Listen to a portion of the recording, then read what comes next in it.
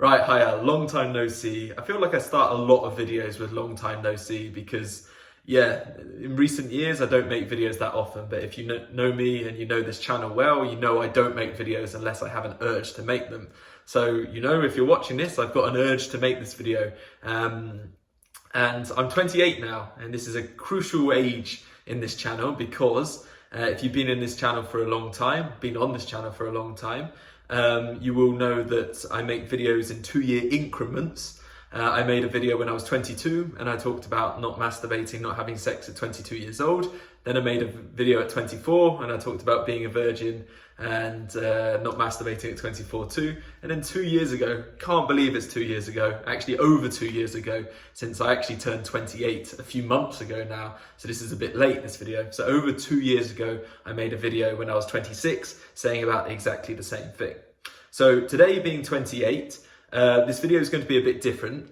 These two statements are still completely true. I'm still a virgin. I've still never masturbated in my life.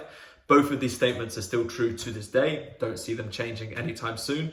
I know next time I do a video like this, I'll be 30, which is quite scary, but we'll take it in still small steps and it'll be okay. So both of these two statements are true, but I wanted to orientate this video more towards asexuality as a whole and compare asexuality from me being 28 now and being asexual compared to how I felt being asexual when I was 18 and how that's changed over this course of time. Because that's 10 years when I really discovered asexuality. I was 18 years old. So that's a whole 10-year gap between that. And I thought this would be a good topic to make, to do a video on and talk about. So yeah, enjoy. So there's definitely two sides to this coin of my asexual journey over this past 10 years. I'm definitely much more confident in my asexuality, sexuality in general, and a lot more accepting of my sexuality than I was 10 years ago because I was quite rejecting about that. But there's obviously some harder things and we'll get onto both sides of this coin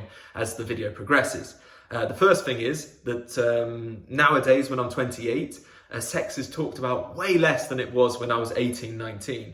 When I started university at the age of 18, of course, a lot of my friends and new friends that I had acquired during university, sex was a big topic of conversation because people were discovering who they were, people going on nights out, getting drunk and meeting girls and all of this stuff. So this was a very common occurrence and a very common topic of conversation. A lot of games were orientated around sexual things, sexual acts, and a lot of people, if they hadn't already lost their virginity at this point. And I was kind of missing out. Well, not really missing out, but I was very different in this sense and didn't understand this conversation, couldn't really partake in this conversation. And as a result, the bond with my friends at this point wasn't so strong as maybe with other people because I had to miss out on a lot of these conversations or couldn't contribute my feelings as a result. Now being 28, it's really not talked about often. People talk about maybe marriage, talk about kids and stuff like that, but I never hear friends or something like that saying, oh yeah, the sex with her is really great, or had sex with them. Maybe it happens from time to time, but it's not so detailed. It's not so,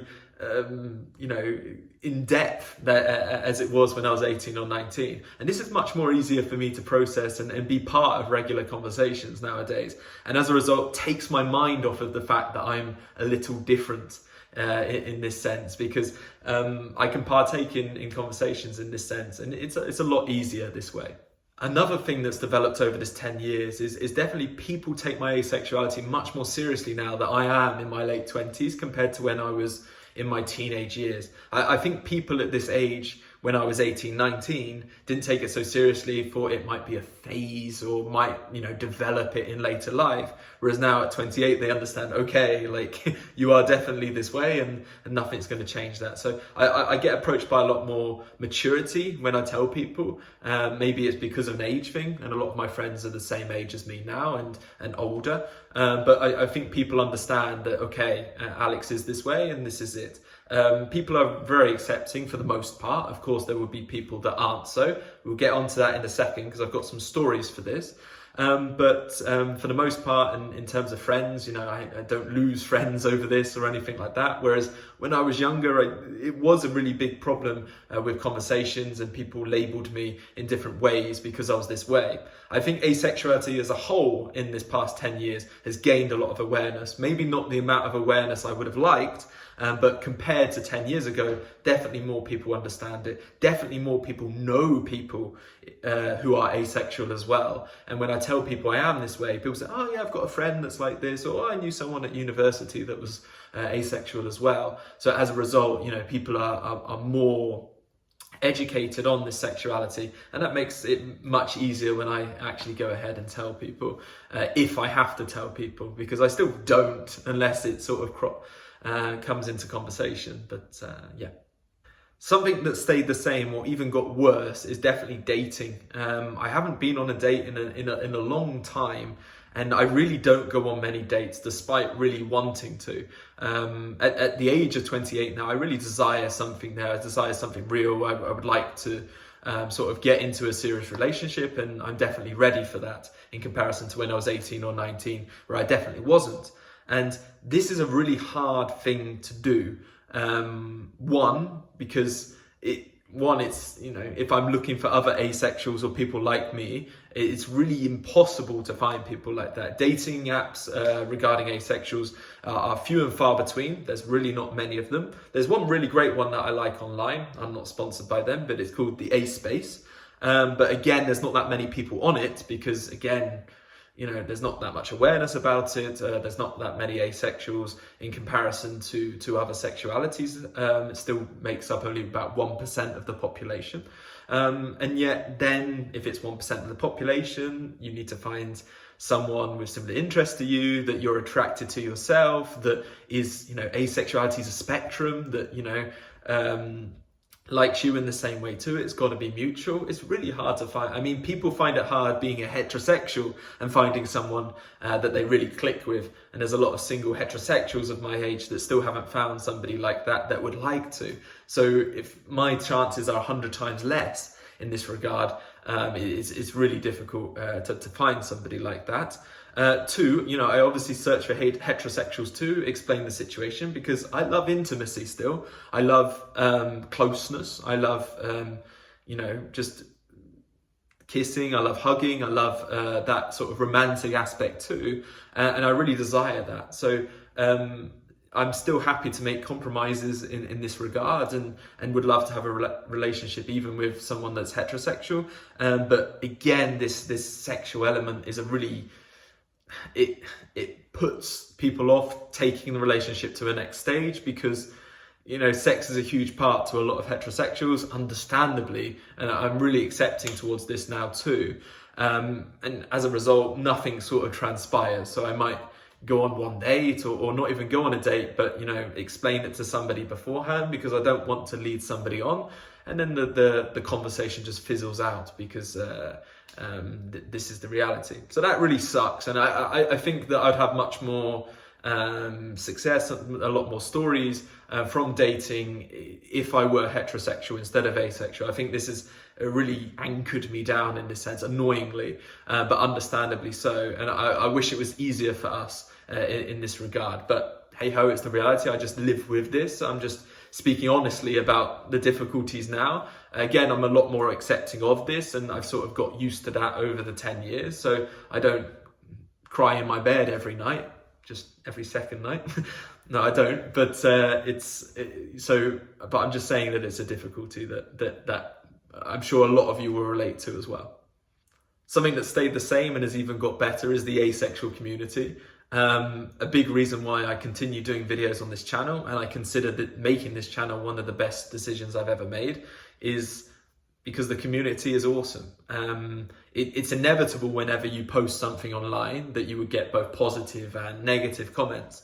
And I've got to say, 98% of comments that I ever receive are always positive. And I think I'm really fortunate from that. But then I look at the asexual community on Reddit or on other social media, and I realize that it's such a good community. It's so accepting, so understanding, so funny. And part of such a huge community that's really likes to accept people and understand people and is there for people. And I'm really fortunate in this sense that I'm part of this community in that sense. I think it makes it a whole lot easier. We can help each other. We understand that sometimes you can feel a bit down because of it, and we try to bring people up in this sense. So this is really, really nice, and I'm really fortunate to be part of that. So thank you if you're watching and you're part of the community. You're part of the community and the reason you make it so great. So I appreciate that in that sense.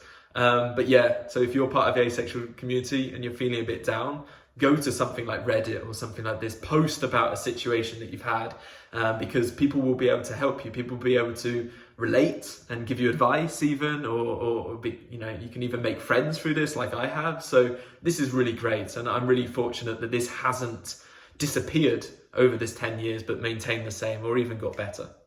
So the last thing that's definitely changed, and probably the biggest thing here, and if you're watching and you're a bit younger, this is definitely for you, and hopefully you'll relate to this. When I was 18 or 19, I was really immature when it came to my asexuality and this. I saw it as one of the hardest things in the world, and the hardest aspect of my life. If you look at videos I made 10 years ago, you will see that I'm complaining about being this way, how it's very unlucky that I was this way, and how I just wished that I was heterosexual, as life would be much easier.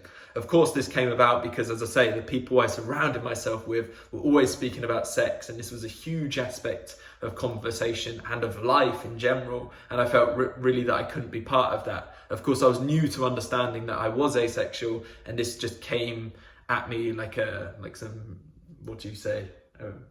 Just came at me big time, and as a result I just wasn't able to deal with it and just started complaining about it. This was completely the wrong attitude to have, and when I look back now and think about how I was reacting to it, I want to just give myself a slap, because now it's far from the worst thing. Like, when you've got so much responsibility in your life, when you've got jobs to handle, finances, families, health issues. I was in hospital a couple of days ago. These are much more vital things to focus on and prioritize. Like, it really doesn't matter if your sexuality is different. If people have a problem with your asexuality, that's their problem, not your problem for being this different in terms of sexuality. And you really should embrace it and just live, because this is the way that you are, and that nothing's going to change in this sense, and nothing has to change, right? And ultimately, it's just an aspect of how you are. It's really not a big deal unless you make it a big deal, which is what I did. And as I've discovered as life's gone on, that's all it is. And although my channel is solely about asexuality, there's a reason why I don't make so many videos all of the time, because it doesn't take up my whole head all of the time about, oh, I'm asexual in this way. I barely ever think about it now. It's only on rare occasions where I make a video and it's come into my head or something like this, because I don't think about it too often. It really doesn't affect life in a whole ordeal of ways. So please don't let it. If you think negatively about it and think, why am I like this? Why am I like that? Just one, go to the asexual community. They will help you feel welcome. They will welcome you in. And two, just focus on something else. Think about what you are grateful for: your health, your family, the people around you, your situation. You've got a roof over your head. There's so many other things to prioritize in this world. It really doesn't matter if your sexuality is different. And that goes for all sexualities. So that brings an end to this video. Thank you for watching. I'll see you in 2 years' time, probably, hopefully sooner than that. If you've got any questions, leave them in the comments. I always reply to comments, as people know. And I hope to speak to you soon. So take care.